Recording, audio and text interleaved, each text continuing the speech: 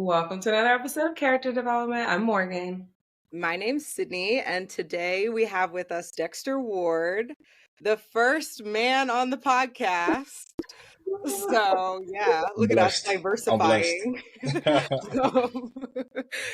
So Dexter is a very close friend of mine from San Francisco Bay Area. I won't say Oakland because he stayed in San Francisco most of the time. Works in private equity, is from Atlanta, Georgia, and is really working on some cool projects, really like, you guys will hear it, but Dexter has done some incredible things and is continuing to do some incredible things. No spoilers yet, because we'll get into it in the conversation. But yeah, welcome, Dexter. Thank you so much. I'm excited to be here. So, what have you been up to this week, lately? So this week and lately, currently working on closing the deal. Super excited about it. Recently left Vegas. Had a closing dinner from a previous deal I worked on, so that was really, really fun. Didn't get a chance to really spend as much time as I wanted to, but it was well worth it. Very exciting to work with, some amazing people, and was able to finally be able to celebrate the accomplishment of closing it. So yeah. Period. Yeah, thank you. All right, cool. Morgan, what have you been up to? Since we last spoke. Well, y'all haven't seen us in like a week. We skipped a week because, Mama got it. So, let's see, what have I been up to? Family stuff. Had some family in town. And then it's like Easter weekend, so all of that kind of stuff. Other than that, when like weeks are so busy that it turns into a blur, and like don't even remember what you were doing. That's like low key. Okay, because y'all have been on my running journey with me. I gotta give you an update. So I was running. I have been consistent, y'all. I've been consistent, but I was running on Tuesday, and my like lower calf Achilles was feeling like not the vibe. So and that was like all the way out at like mile 5. So I figured like, okay, I probably like need some electrolytes. My muscles are just tired. Like, okay. So I just stopped running and started walking. Well, my lower calf Achilles was lit up for like the next 3 days, like to the point where I was like, I suddenly walked down the stairs sideways. And so like, I know I didn't pop my Achilles because I can like stand on my toes and like, move my foot around. You know what happens when someone's Achilles pops, like it's a bad vibe. Okay, yeah. So it's not that. But like I called my mom and I was like, Mom, like, I don't know, my Achilles hurts. Like, and just like, yeah, your dad broke his Achilles or popped his Achilles twice. Like, why aren't you telling me that we have weak Achilles over here? Like, tell me like, that's crazy. I'm like, all this running I've been doing, I would have been stretching more. But, whatever. So now I think I can start back. Monday, I'm going to start back because I didn't run the whole rest of the week. And I've been like stretching, foam rolling, icing it. And now we're fine. It feels fine. Oh, yeah. But I got weak ankles. So that's what you discovered this week. Or it might be the fact that I'm like going to be 30 this year. And like my body's like, knock, knock. So it's not old. Could be that too. 30 is prime. Like we're not. That's what Sid said. Yeah. That's what. Yes, thank you, because it is. Yeah, I'm excited for it. Like I welcome 30, but it is real that like I'm not like a kid. Like I can get hurt. Yeah. So I need to be like stretching adequately before exercise. And I'm someone who, since I do like Legree, it's you're stretching while you do it to an extent. And so like you can go into it almost cold, but running you can't stop cold. Like you need to warm your body. Yeah. Not facts. Agree. Dexter, are you still on your workout flow? Oh yeah, I work out every day. I see, love that. Yeah, I run 2 miles a day, and then on weekends I do 2 miles and 1,000 jump ropes and lift. So yeah, I stopped wearing my watch because I get notifications about you hitting your workout. Yeah, sometimes be crazy. Yeah. Yeah, no, I shout out to you. But I'm like, Dexter's not gonna see Sydney hit her workout goal today because Yeah, it's hit or miss. It's when I'm in the mood. But yeah. Okay, It's cool. pressure. It's low-key pressure. I feel like, so I'm one of those people who, if I don't wear my watch, then the workout didn't count. Or if I if I forget agree. to turn it on, it didn't count. I didn't work out. I have to start over. Like, I agree. yeah, see, and like that's ridiculous. Yeah, a Yeah. little bit. But A little bit. yeah, and then I'm like, I can't have my rings not closed, and all of the people that we follow each other on activity have their rings closed. Now I look like a lazy bum, so I need to get up. She's like, that's why I took it off. Like everything you're saying is literally why it's been on the charger for 3 weeks. So yeah. Okay. Well, what's your updates? How was your week? It was good. I think I told y'all last time we talked, I started a new job, so that is going. It's Congrats. like, thank you. But yeah, I'm not really used to working again, so I'm getting like really overstimulated in the office. I'm trying to figure out how to like work and hear conversations next to me and behind me again, without losing my mind. And yeah, but work is really good. I'm actually really good at the job. I'll actually be in New York, and I can say this because it's for a professional thing. I got asked to speak at a conference, so we got to figure out what we're about to Ooh. talk about.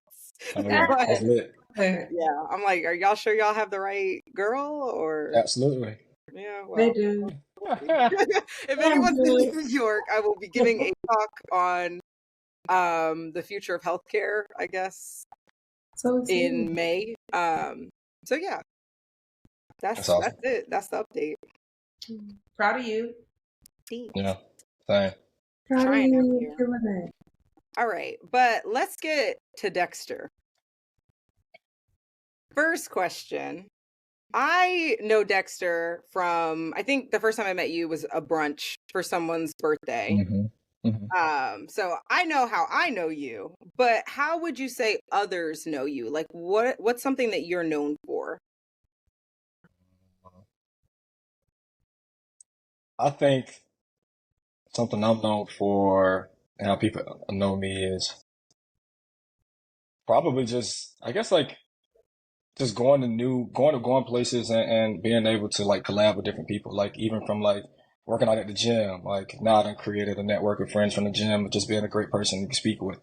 I think was going to like that brunch, for example, how I met you, like just being open to speak to whoever, very energetic, open, smile all the time. So, and willing to talk and not be shy. So I think that's how most people know me, just about just not caring and just being so open to the point and make people be like, why is he acting weird? Like, but he's funny as shit. But so I'll say that's how. For context, when I first met Dexter, that is exactly correct. I was not as nice as I probably. That tracks. So, yeah, I met Dexter and he told me, I think the first thing we talked about was like where you're from. Because if you're out at a random brunch in Oakland, chances are you're not from Oakland. So he told me that he was from Atlanta, and I don't love people, men especially from Atlanta. So I made that like way too obvious. And Dexter was still like very nice and like exactly how you described it. Like you're just like willing to like meet people, connect with them, see what they're working on. Like you just, I feel like you genuinely like care about what other people are passionate about. Yep. So Have you yeah. always been like that? Like the person who's the social butterfly of the group? Yes. I like I don't know. It's just always been me. I think it started probably from I don't know, just like not caring. I think something that really played a role into it was like when I was in high school selling like snacks, selling chips and juices. I knew I couldn't only hang with the cool kids. You couldn't hang with just the kids that play sports. Because when you're trying to make your sales, you don't care which pocket or group of people it is at that lunch table, part of that cafeteria. Like I'm going from the kids that, that's big on punk rock and from the STEM kids, from the cool. I didn't care because I was just trying to make my sales, and something I knew I had to do was talk to people and not be a-hole. So I think that's what really helped me. And since high school to now, like now it just became easier. So yeah, So you were the kid selling candy at the backpack. yeah, like real Or the bad, real bad, been hustling. real Literally bad. been an entrepreneur. Like, Yeah, yeah. Love that. Been closing deals. Love Being that. deals.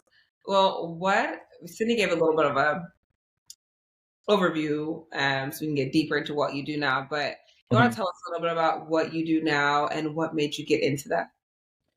Yeah, so what I do now is currently in investment banking, but I actually transition within the next like 2.5 months to private equity, where you go from selling companies to now buying companies and making them more efficient. That's what private equity is, it's buy side. So it's kind of like when you think of like homes, like as you buy a home and you have hopes and that the home that you chose, that it has it will materialize into more being more valuable in the long term, and then you eventually, if you want to, if you bought a home for $200,000 and you find out a new Starbucks, TJ Maxx, and the shopping center came around, and Zillow say your home is worth $2 million, you'd be a little more willing to sell it. So that's kind of what we do is in private equity is find unique businesses that kind of lost its way, make it more efficient, and sell it for a profit in hopefully 3 to 5 year time span. And I would say what kind of got me into it was it's kind of interesting. When I was in high school, like once again, like I didn't have like my mom's currently still to this day a laundry attendant, and that's gonna change soon. But so I didn't have much social capital, but something that was really, really helpful, and I'm just so appreciative of like digitization and globalization of technology because MTV, when I was in high school, they had this show called The Fabulous Life of, and so they'll do actor, they'll do Hollywood, they'll do Wall Street, they'll just do all these different things, I mean, different, areas on the show. And when they did Wall Street, they was talking about these different investors, how they're making $2.2 billion a year, $3 billion a year, like from Ray Dalio to Steve Cohen. And I was like, so I got to play football to, create upward mobility for myself and my family. Like, 'cause you always just hear, especially in these environments I grew up in, it was like football, rap, lawyer, dentist, or in medicine is going to be your way out. And so when I heard about this, I was like, I'm already selling chips and juices. I'm in the business game. So, why not? And so I went and looked them up on Wikipedia, these investors I seen on a TV show. And I went to go see what they studied. They studied economics, so I studied economics.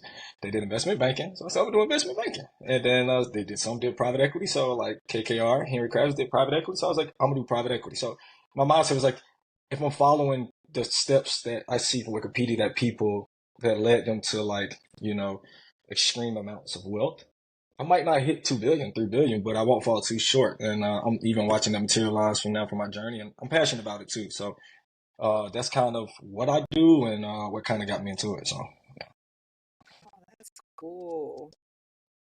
yeah. Yeah. Okay. Well, all right. So, and this might be something that you're looking towards in the future, but like Mm-hmm. if there was someone who wanted to literally like follow your career path, follow Mm-hmm. your life path, even, Mm-hmm. what advice would you give them? I would give them the advice that I even follow to this day is you will want to have a third door mindset. A third door mindset is usually, and you have two ways usually. It's this book called The Third Door Mindset. It's called The Third Door. And what it speaks about is one way in to an opportunity is you have a family that's really wealthy. And the second door is you just wait your turn. Like go to college, go get good grades, go to the best institutions, and you just wait your turn of through application processes or whatever to get in. But they never really speak about the third door mindset.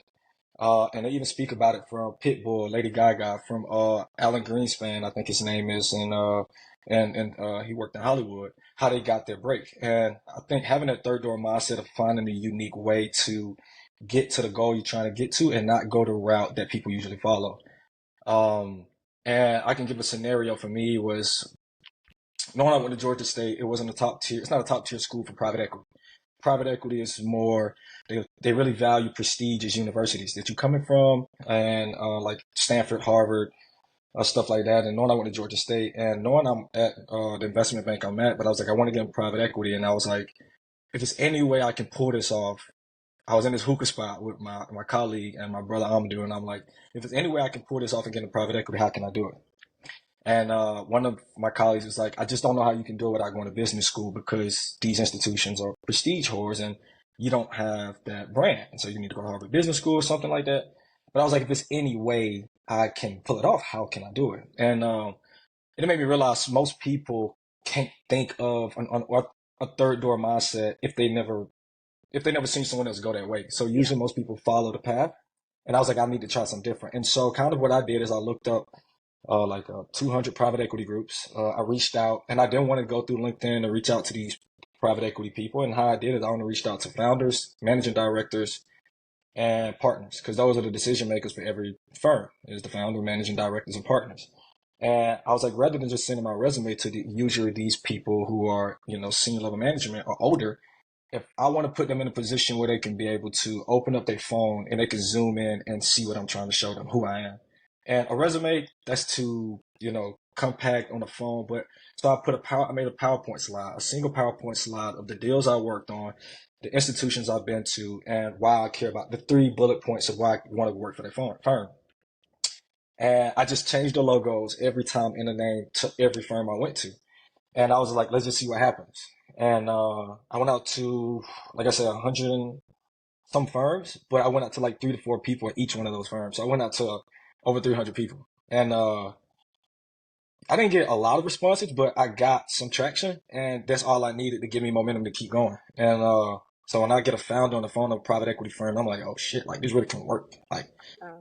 all right. And then I just made sure I was very prepared, like on the technical side. So if I got asked any question from accounting terms or the deals I worked on, what same store sales, whatever the case may be, I make sure I was just well prepared. And I spent the year preparing and sitting even seeing, like, I even posted a video of me telling myself on a Friday night, Dexter, you gonna see this, and you gonna just be like, it was all worth it. And it gave me the chills because I was like, in February 10th, 2023, on the Friday night, I was in the office building LBOs from scratch and versus going out. And so yeah, that's kind of my mindset. So I think having a third door mindset and not trying to follow the path of that the 2 paths people usually follow and try to think of a third way in.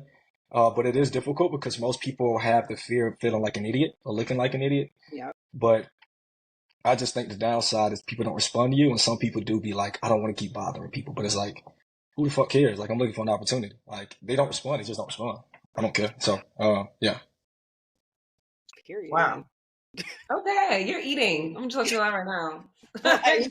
Eating it up. Eating So it yeah, up. my advice would be third door mindset. Try to find a different route and think beyond the ways that people have gotten to that place where you're trying to get to. So yeah.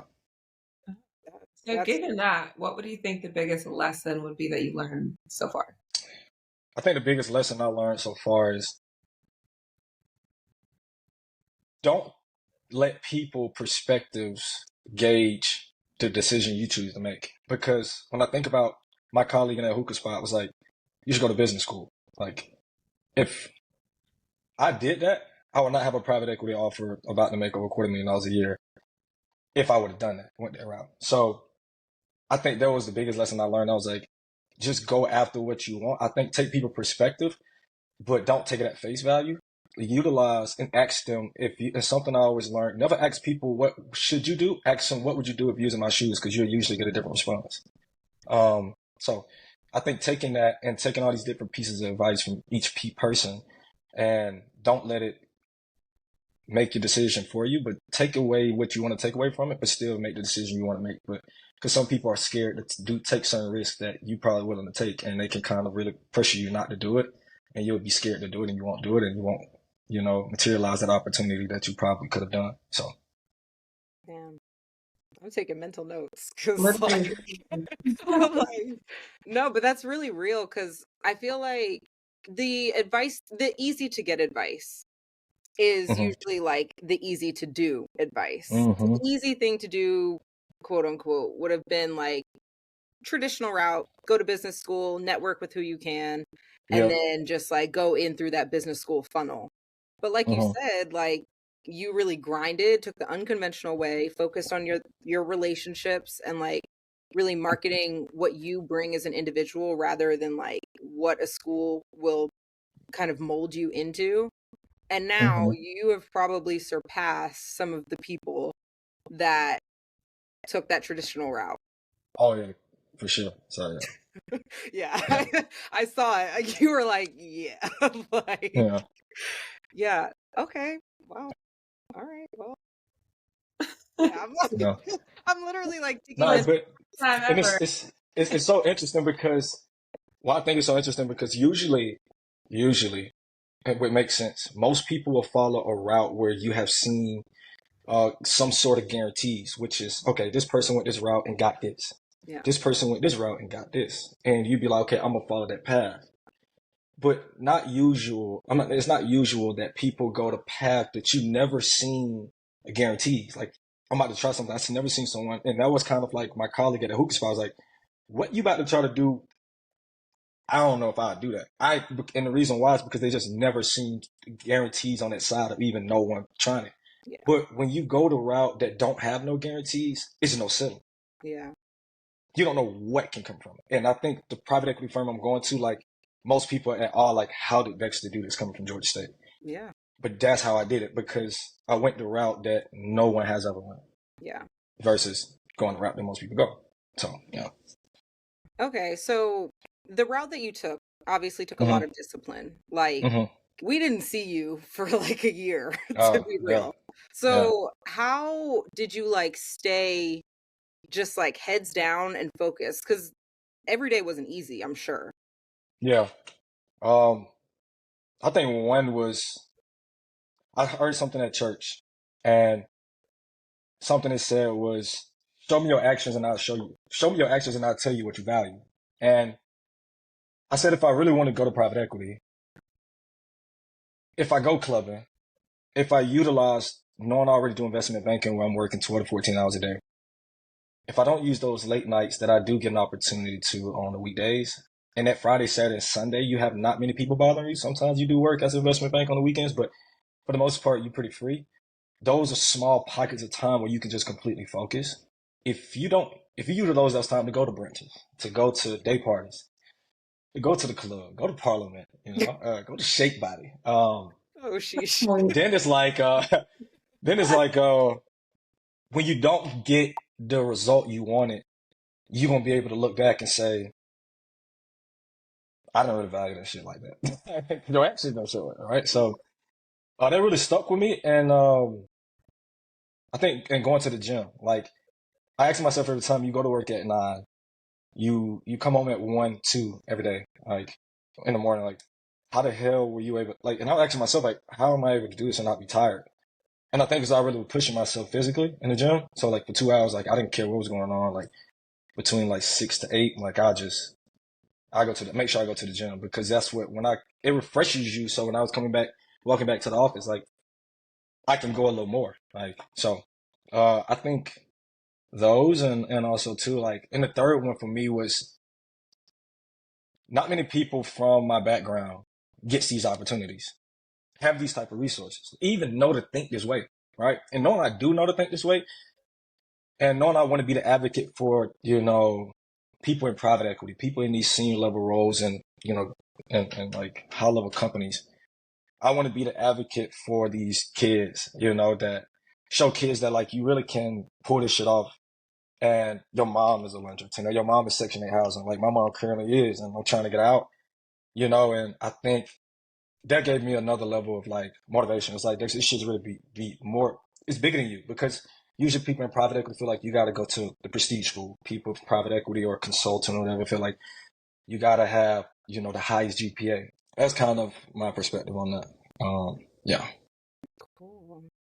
Dang. We know that day where like, and we can get into this more, but like the day where you hit whatever your big goal is, like that's gonna go crazy because you really can look back and say like all those nights you didn't go to Parliament or Shake Body or Yeah. whatever. Yeah. That's why. Yeah. Yeah. And I think the toughest part was like being alone, like in that office on a Friday through Sunday, like you don't have no one with you. Like I ain't gonna lie, sometimes like I had to start like and Sydney, you probably seen a couple of times, like I used to write notes to myself in my notes, those late nights, like and it kind of I didn't think it would help, but like writing those notes to myself and keeping them, like this is what you're doing it for, like gave me another level of like, okay, this is why you're doing it. Like, but I ain't gonna lie, like I sometimes when I look back, like I cried because what I gave up for that, like, I don't know if I can do it again. Like, but it was a true sacrifice. But it was well worth it now. So, yeah, Period. yeah, yeah. You weren't missing anything at Parliament or Shake Body. We can Man, tell you that. And if you I'm telling Not a damn thing. there's nothing there that you were missing that outweighs where you are now or what's about to happen for you. Yeah, yeah, So, yeah. I mean, we're human, right? So you get into those moments where you see people out there having fun and it looks like, oh my God, I have FOMO. Like, Mm-hmm, you're in your office and everybody else is out living La Vida or what it looks mm-hmm, like. mm-hmm. And then, it can be tough to stay disciplined, but you have seemingly mastered the discipline part. And Yeah. so, keeping your routine. I know you mentioned church, you go to the Mm-hmm, gym, you have healthy outlets. mm-hmm. And that's so important. I know a lot of people that we talk to so far always have like some form of healthy outlet.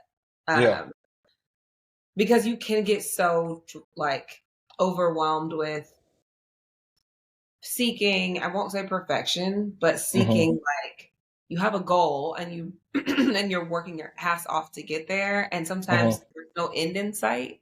Yeah. And Mm-hmm. so, but like you have everyone around you and we see like the what is it? Do they call it like the highlight reel? Like you see all of Yeah. the Mm-hmm. amazing things everyone's doing. That's all you ever see. So you think you're constantly behind. So everyone feels like Yeah. they're playing catch up. Mm-hmm. But for you to be able to completely remove yourself, and especially being like, I mean, we're young still, right? Like we're still in Yeah. our quote unquote prime or Mm-hmm. whatever. Or I guess we got Sydney, our prime hasn't started yet. It's about to start. Nah, um, fact. yeah, and so like sacrificing now so that you can really have. I mean, once it really pops off for you, your Oh, it's over. Parliament all the way down here. Like it's about to Yeah. be Parliament where. Yeah, like what? Yeah. It's Yeah. crazy. That. And Literally, for it's those gonna of be you it's over listening for these who don't two. know what Parliament is, it's like this Yeah. bar. How would you describe it? It's like it's like a club. I wouldn't call. Okay, so here's one thing about Oakland. It doesn't have clubs. Yeah. Like let's just be real. Like Oh. there aren't clubs in Oakland because the spaces aren't big. So it's like I would say the closest thing you have to a club, pre like Crybaby. Maybe Crybaby would be more closer to club, but it's bigger. Mm-hmm. Um uh but it's like a place where you go to just have one of those nights where you just want to like dance and have a good time and not worry about anything, kind of. I would Mm-hmm. explain Except for your it as. safety and AC. And when I say not worry about anything, I'm including your safety in that. Yeah. And AC, like Sydney said. There was no AC in there. Like, Nah. No AC. Sydney, was that you who said that there was a rat that ran through their it section? wasn't me, but Was I it did hear Maywood? that story. Yeah, yeah. So it's not exactly like the most glamorous, but it is what it is. It's a gem of Oakland, I guess. Mm-hmm. Oh, okay. This is kind of like tangential, but did y'all see that Mushin was closing? No, I didn't. Yeah. So like, okay, Mushin is one of the only like black bars in Oakland, black owned bars in Oakland, but they're permanently closing. I'm And sick. I find that to be That's so crazy. sad. Yeah. Yeah. I don't know if you've ever like gone to Mushin Dexter to like watch a Yeah, I game. have. Mm-hmm. Yeah. Like it was Cool where vibes. you would go and you find black people there. Like it was Yeah. just a good, you know? The Mm-hmm. wings. Yeah, wings The was good. wings. Going with it. Yeah. And those Yeah. matcha, were they matcha margaritas? What were they, Sydney? Oh, avocado margaritas. Yeah, which is it sounds weird, but it was really Yeah. Yeah, I good. ain't never had that. It was really good. It sounds disgusting, but it was really good. It hit. Dang. Sorry, but I got off on a tangent. We were talking about Parliament, and my brain goes a million different places. But yeah, so your discipline and stuff is really awesome. And I mean, you're not where you want to be in goal. Mm-hmm. But in your mind right now, I mean, this could change in the next year or so, but Mm-hmm. what do you want to be known for? I want to be known for, and that's what I'm working for, is the purpose of everything I'm doing. And that's the thing is like something I seen Inky Johnson said, when you eventually get hit by something or obstacle that's bigger than you that'll make you stop if you don't have a purpose for what you're doing that's bigger than yourself. And that's the thing is like my purpose is not to get my mom out the hood. Like that's gonna be the byproduct of the purpose of what I'm doing this for. It's to really give hope, give resources, and give opportunities to kids from the lowest performing high schools across the United States of America. But we're gonna start in Atlanta, of course.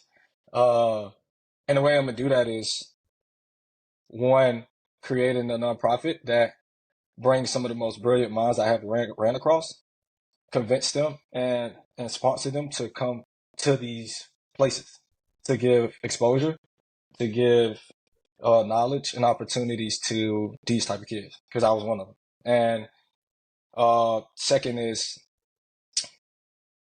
I want to be known for the one that gave back. Like I won't be satisfied until I give $1 billion back to my institutions that I went to, even from my community college, the high schools, and to Georgia State. So yeah, that's all I want to be known for. Yeah. So the franchising and the businesses and all that, just the engine to make that flow out. So that's the outcome. That's what I want to be known for. Can we hear that quote one more time? Because like that actually just gave me chills. The one about like if you don't have something bigger than you, you'll hit that roadblock. Yeah. So Andy Johnson said, if you eventually would get hit with an obstacle, if bigger than you, that would stop you if you're not doing it for a purpose that's bigger than yourself. And that's something that stuck with me. Like, and that's why I ask myself is like, when you first create a purpose for what all this is for, it'll give you a different type of attachment to why you do what you do on a day-to-day basis. And that's kind of my perspective. Like, I really can't wait to write $1 billion check to like my institutions and it'll be on Wall Street Journal. And they'd be like, what the hell is Cleveland Avenue Metropolitan? Like, and I'd be like, oh, YSL, what was that? Like shit. Like, so, yeah. Wow.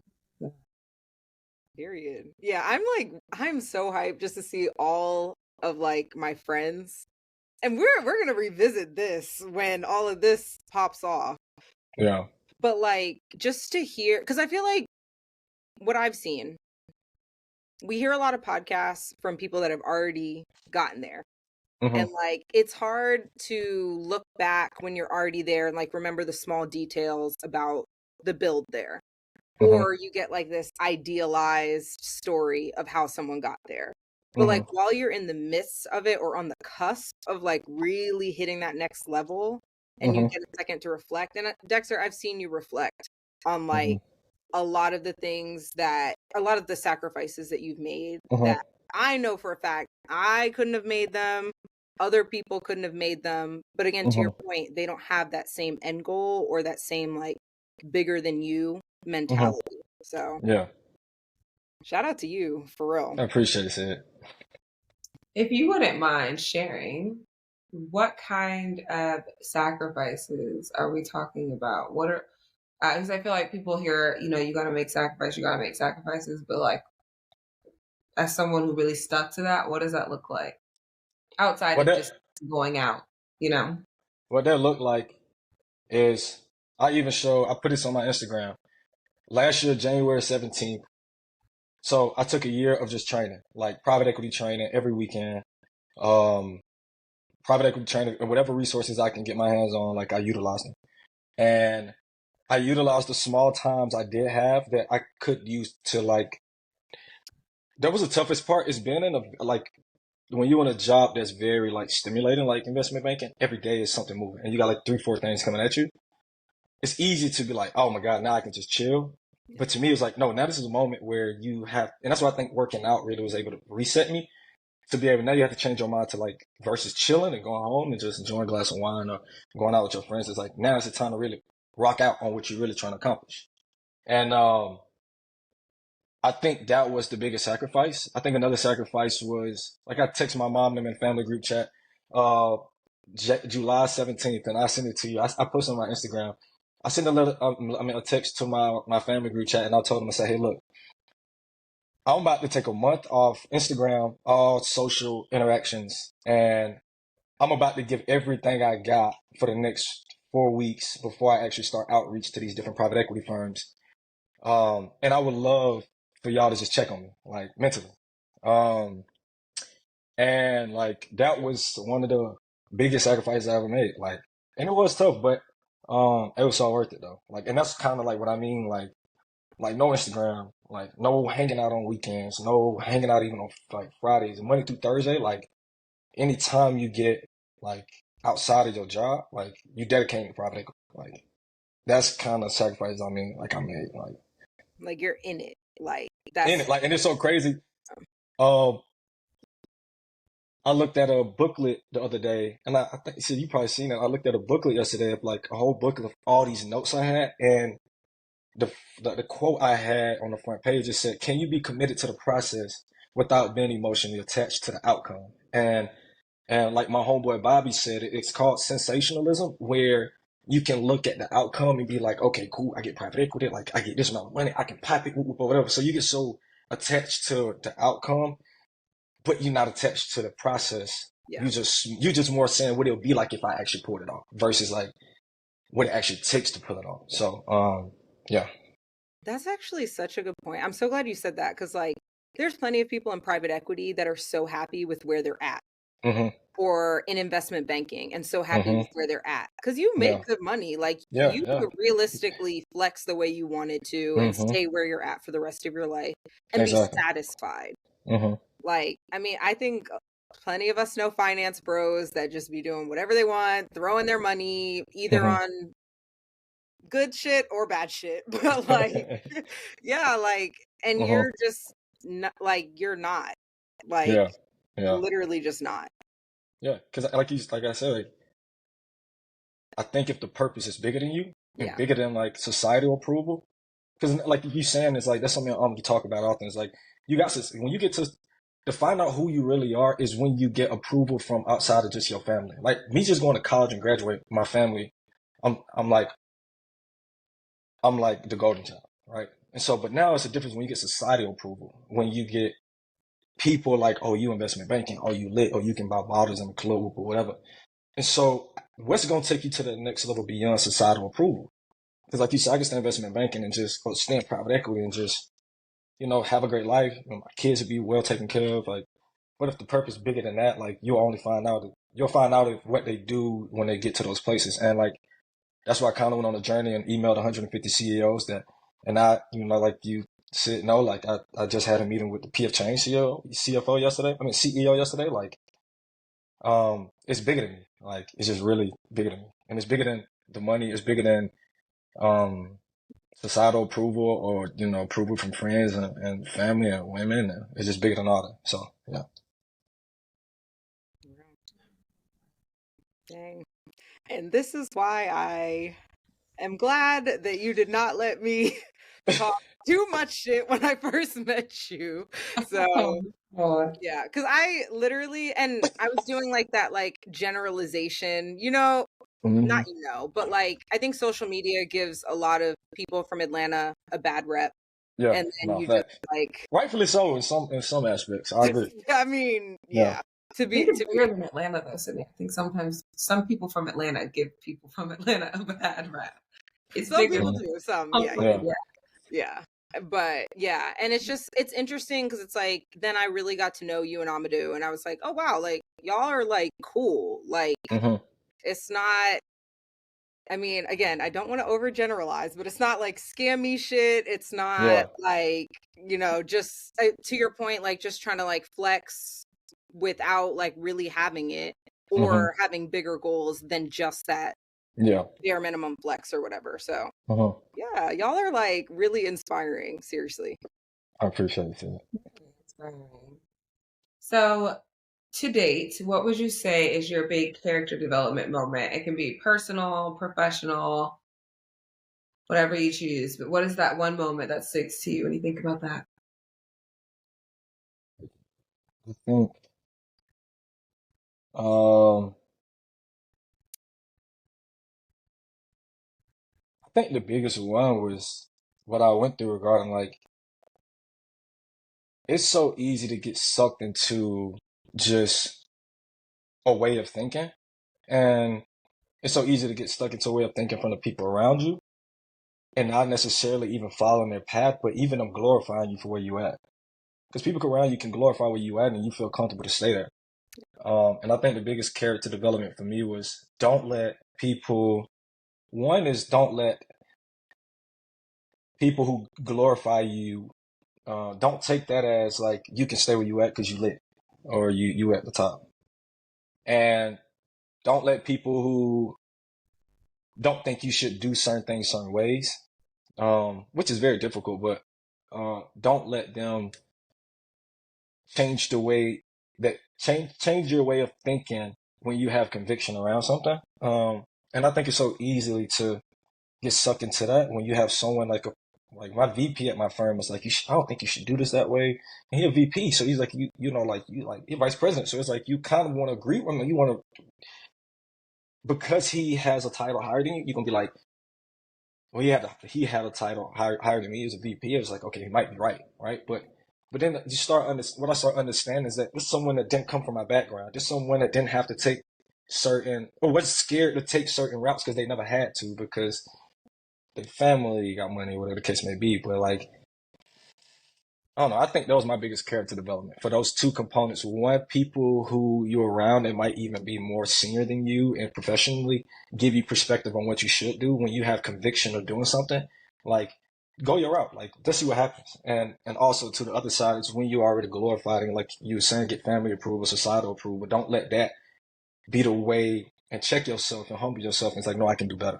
And it's kind of difficult when you are at the top of your friend group or family or whatever the case may be to feel like I don't have to go no further. Like I could just stay here and you can do more. So. Yeah, you can always do more. Hmm. Um, you were talking about people being in higher positions than you and Hmm. also wanting to pave the way for people younger than you. That makes me think about like mentorship and Hmm.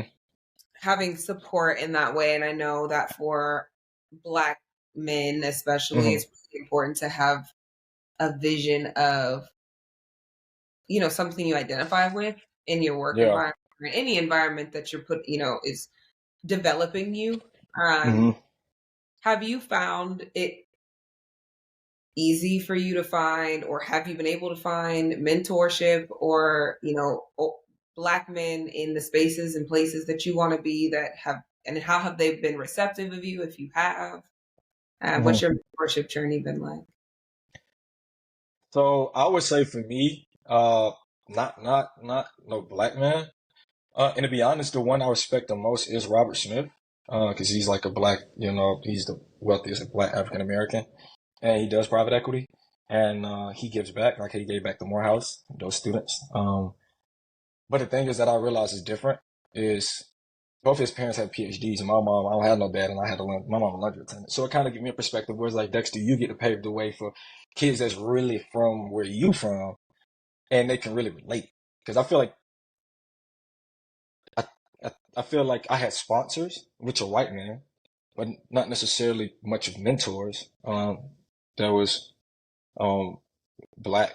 Um, but I would say what helped me the most is like I get to be that. Like I don't know if it's still out there, but like the one I know I respect the most is the well known, the easiest to find is like and you most kind of African American men that I know in these spaces are not coming from like where I come from. And I just really think it'd be so amazing for me to give back to the young black kids and black men that come from where I come from, and they can be like, "Oh shit, like, bro, this he really a church baby like me, like, and he did." So, my bad, guys. So that's kind of what I think about. But I have more sponsors in this space than more than mentors. So, Mm, yeah, Well, you're dang, going to be the mentor. for yeah, real. And and I got a mentee now too that goes to Morehouse, so I'm happy oh, about that too.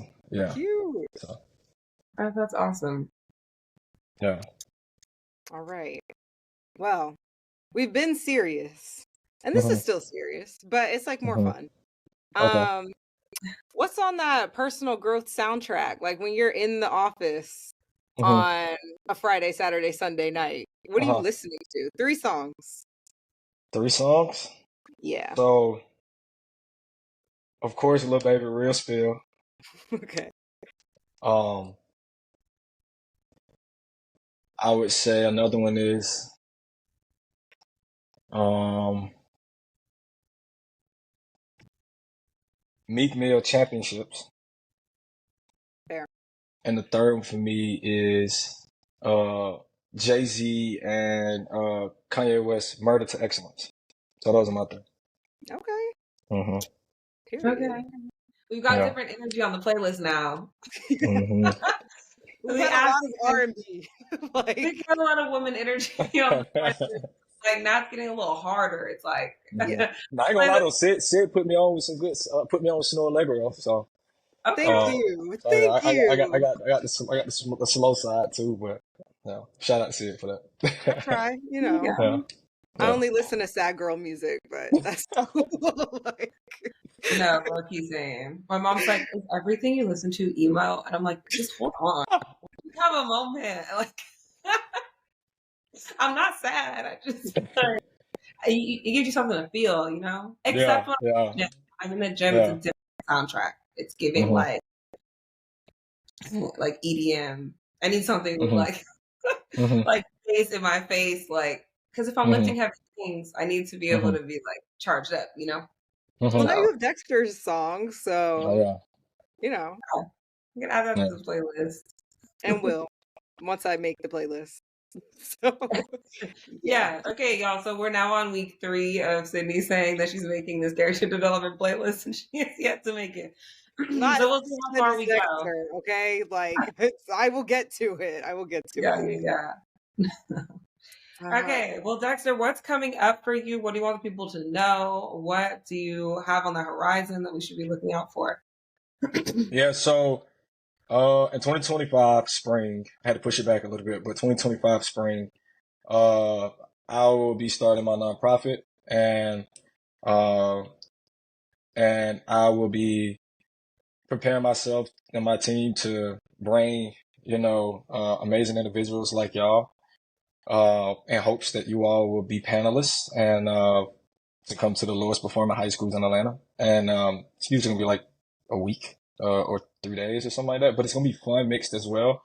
But it's a panelist I want to bring of 6, 3 women, 3 men, uh, that can share their amazing experiences, what they do, how they got to where they are, and just any advice you have for these students that's coming from marginalized communities that hopes to hopefully be in careers like you Black queens on the phone. So that's what's on the horizon for me. In the meantime, it's just connecting and building amazing network with powerful CEOs and senior level management of companies that I find to be very interesting, and work on becoming the best investor I can be. So period. That's a We mic drop. the mic drop is there. Oh, well, how about this? We can end it a little more, a little fun. What do you do for Dexter? That's fun. Like mhm. what's your thing when you want to like let your hair down and have a one of those weekends where you're not uh, in it? uh, to me, trying, and so something I value a lot, right? Like, is I try to put myself in spaces that I feel like I never thought I would be in. And so it's kind of interesting. So I just look up like I want to be really, really wealthy one day. And so I try to ask myself wherever I go, wherever I'm at, like where what are the restaurants? Like I Google like what are the restaurants that the wealthiest people in New York go to? Or if I'm in that SF, like, or I'm in Napa, like that's what led me to Promontory. Like where are the most exclusive wineries? Because I want to be in those spaces. And somehow I used to always tell myself, do I want to work on being in those spaces now and being comfortable, or wait till I get a lot of money and then I don't be comfortable in them spaces, but I'm in them. So, and I think it just inspires you too to want to be there more. So that's something I like to do is look up interesting, amazing restaurants and things that really, really wealthy people do and try to go try it out if I can be a part of it. And, I think I get a thrill out of it. Like, so that's what I like to try to do. Just put myself in spaces and the friends around me to be around these spaces, and then I can tell people that come from, where I come from, be like, you gotta check this out. Like it's kind of a thing for me. Like, I went on a trip to New York like we get 1 week off, and that's before Labor Day weekend, and I was like, fuck it, I'm going to the Hamptons. Like, I'm not going to Tulum. I'm not. I want to go try to do, and Labor Day weekend is like where the wealthiest people go to the Hamptons. So I was like, I'm going to the Hamptons. And then I started looking it up, like what's where restaurants and what, do the wealthiest people do in the Hamptons. And so it led me to Crow's Nest, Surf Lodge, and just trying stuff. And I was just like, when I was out, I was like, bro, like I'm really out here. Like, what do you like? So I like stuff like that. It just give you new experiences and new perspectives. So yeah. That's dope. Yeah, we need pics. We'll include them on the podcast, but we All need right. like Yeah, now I'm curious. I'm about to go stalk you online. not like he's not out often, but when Dexter actually does post, it is somewhere nice. Like it's not like, We'll post pictures for y'all to see too, because Dexter's very interesting. yeah. Where Yeah. you're from. I'm proud of you because this is really, really dope stuff. And outside of, building for yourself and your family, the fact that you have like give back mindset where, you recognize where you come from and you hold value in that. You're not ashamed of it. It's something that you want to build up. Like that's so important and so admirable. So, like keep pushing, keep doing what you're doing and sharing what you're doing to inspire other people that may be listening or watching you. I know you say you have a mentee now, but I know that there are younger Black men in spaces that are looking at you that are like, I can do that. If he can do it, I can do it. And that's one of the reasons why we want people on their podcast talking about this journey, because it's like you said, you looked up on Wikipedia and we're like literally going step by step. How do people get here? And we want to be able to provide that to people. Just kind of like, let's not reinvent the wheel here. So thank you so much, Dexter, for coming on and talking to us. Yeah. Nah, I appreciate it. And like you saying, like I tell people, and sometimes I post it like 5 years ago, I was just driving Lyft. Like I did almost 1,500 Lyft rides. My rating wasn't 5-star though, over those almost 1,500 Lyft rides. But yeah, like every time I was listening to podcasts and like, like I think the biggest thing I want to say last is like, it's really not about like, and that's something I said, is like, it's not about what you have accomplished. It's about, where you going. And I think it gets so hard for people to be like, I ain't gonna pull this off. Like, I'm not gonna be able to do this. Like, what I'm saying? Like in 2020, I was on my mom's couch. Like, you know what I'm saying? Like, and sometimes I really like, I have to pinch myself and be like, bro, like, you really in it in a place like, you always dreamed of, but it's possible. With enough work, persistence, and faith, it's always possible. So I appreciate y'all too for creating a platform for me able to be able to discuss this. And I think this is the first time I ever even like publicly shared this, my journey. So I appreciate you all creating this platform for people like myself to share their experiences and hopefully inspire more. So Yay. yeah. All right. Well, thanks everyone for listening. This has been another episode of Character Development, and we will see y'all next time. Bye. Awesome. Bye.